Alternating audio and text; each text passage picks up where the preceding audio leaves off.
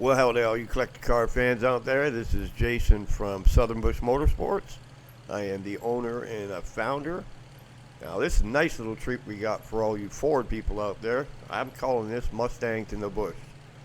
Yes, those are trees growing up in the middle of the engine compartment. So this was an old friend of mine, way down in the south, way out in the boondocks. And this was the fella I had done a little story on before named Buddy. And he owned a restoration shop. He specialized in these Mustangs and Mustangs convertibles, and he handmade these frame boxes, I guess, that rotted out on these Mustangs. And one part of the street was his shop, and the other part was all bush and swamp, and that's where he kept all these Mustangs. And I'm talking hundreds. This will probably be a 2 or 3 part series because it's just, I think it was over 200 acres across the street of just bush and swamp that he had stuck these cars in. A lot of these cars were cars that customers had brought in and wanted to get restored and just never came and picked up.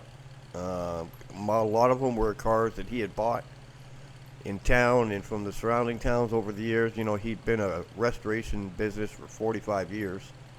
And, you know, not to burn it in the beginning, but there's no Shelby Mustangs out here. These were all just stock Mustangs, but they were literally everywhere. He also had buildings on the property like this here where he had Mustangs shoved away. But this guy, he was a unique cat. Here's the back end of that fastback. From the front of the doors back, car was never touched. The thing about Buddy is he didn't buy sheet metal. He made his own sheet metal. When he needed the seat, he made the seat. Just the machinery that he had was crazy. This was one of the carports that had a Mustang convertible in it. I'm not super familiar with all the different crazinesses of the Mustang and stuff like that, but maybe in the comments everybody can make some comments. There was a Mustang convertible that he was in the process of restoring. I said this guy was old school. I think I took that because it was a frame rail that he had added on to the car. It was really hard getting through these buildings and these fields and in the bush and stuff like that because he had stuff all over the place, and it was just incredibly hard to get to some of this stuff. And you'll see how difficult it was to take some of these pictures. And unfortunately, the majority of these cars were left outside, and yeah, they got a little rough because you're not talking about a couple years. You're talking about 20, 25 years of these cars sitting out in the hot sun and the weather, and it was crazy that any of these cars even survived. But they were rough. You can see the briar. Those are called briar brush, where they'll just wrap themselves around the car. But the problem with that is if you wanted one of these cars, that briar brush had to be cut. As you can see, it's got these little barbs on it like a rose does, and they're quite painful. Even when if they just touch your skin, it feels like you got bit by something. I mean, look at these Mustangs, man. They were absolutely everywhere. And a lot of the cars that he had out in the field were cars that, you know, if he wanted a door, he just went out into the field and grabbed a door. I took a few pictures of this fastback because I really wanted that car, but it was over my head, and at the time I had no ability to have the car restored. There's a Mustang. I think he said that was a California Special Mustang, something like that. But that car right there, that looks like that after I had pulled it out of the bush. It's another Mustang convertible. They were just everywhere. He just loved those Mustang convertibles. Yeah, this is definitely going to have to be a 2 or 3 part series because even that Mach 1, the red Mach 1 to the right, I sold that one. I think that was a 71, 72, something like that. But these are cars that I had staged, and you can see the briar brush wrapped around the steering wheel. And one strand of that is enough to hold a 50-pound weight. So you're talking, this stuff had to be cut.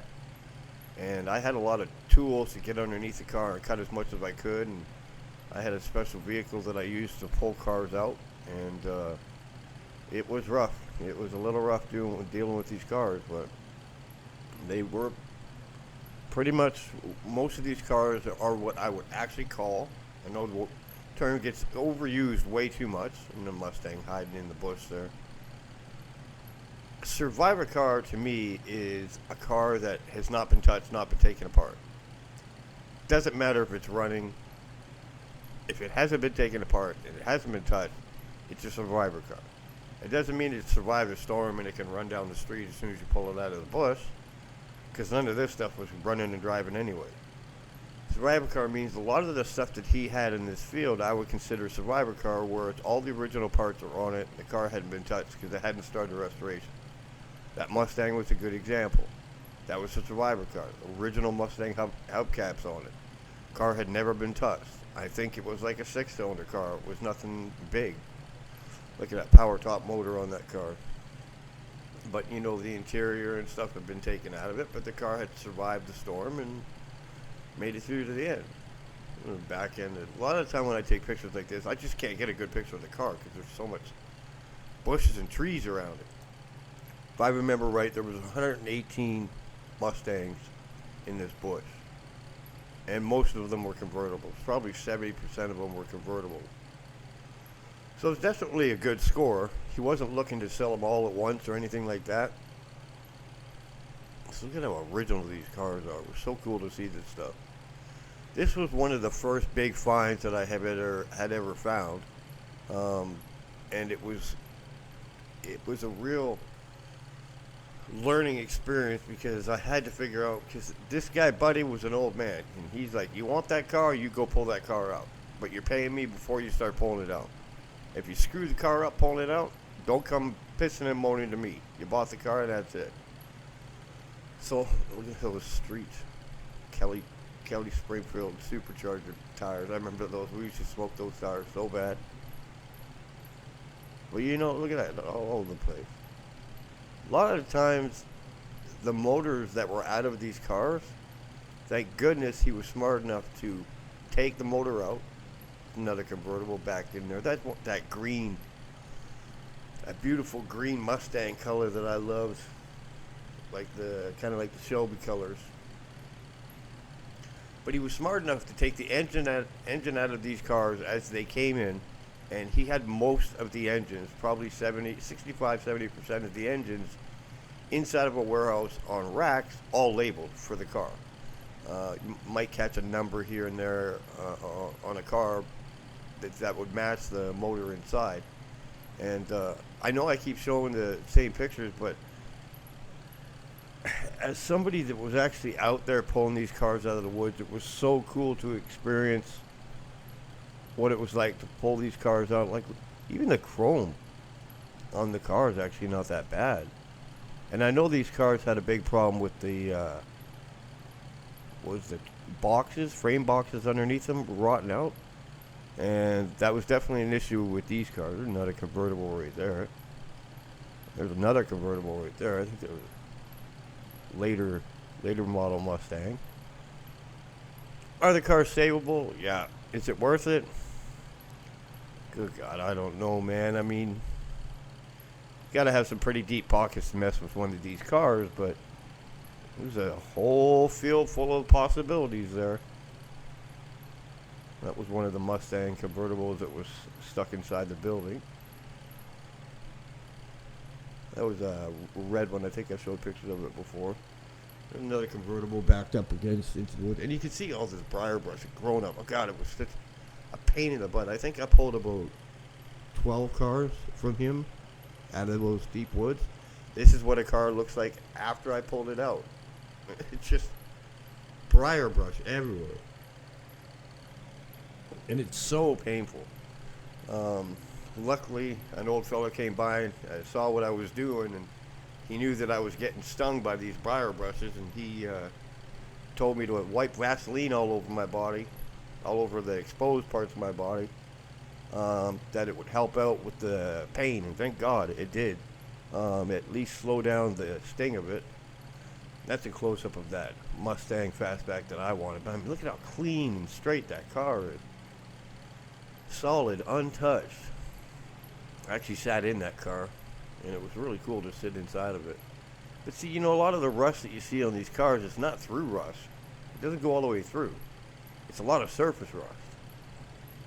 There she is. Look at that. Yep, that's trees growing up in the middle of that car. I wanted to pull that car out really bad. It was so over my head at the time. You know, I didn't think I'd be able to get it out. It's such a cool car, man. The convertible.